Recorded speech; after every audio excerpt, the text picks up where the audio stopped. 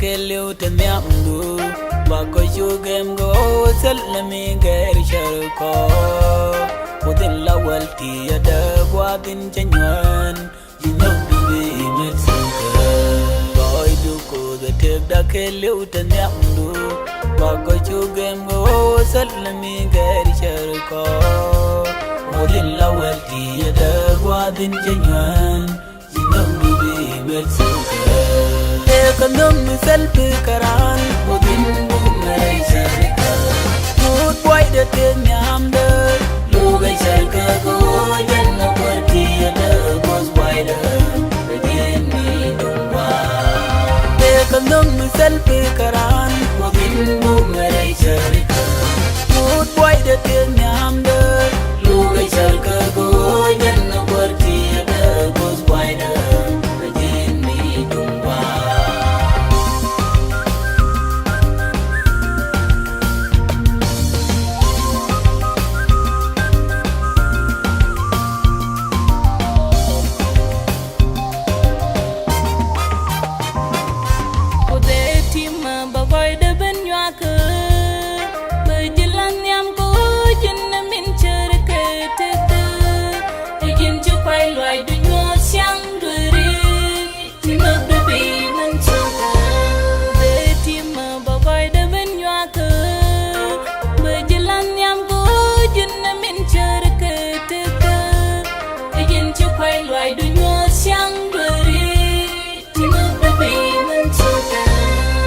kandam selfie karan odin bumay sharika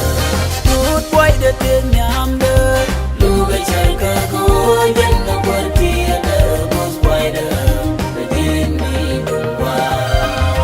kandam selfie karan odin bumay sharika good boy de tenyam de lugay sharika go janna parti ada goes wider again me dumba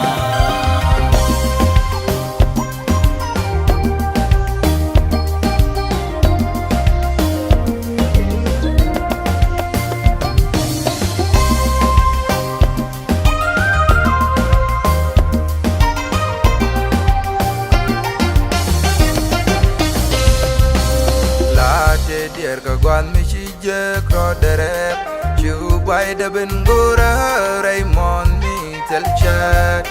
One with that dollar ping boom my journey. She looked to be much sugar. Latte dear Kagwan Michije Croderep, you by the Bengura Raymond me tell chat. One with that dollar ping boom my journey. She looked to be much sugar. kandam selfie karan odin bumay sharika good boy de tenyam de lugay sharika go janna parti ada goes wider again me dumba kandam selfie karan odin bumay sharika good boy de tenyam de lugay sharika go janna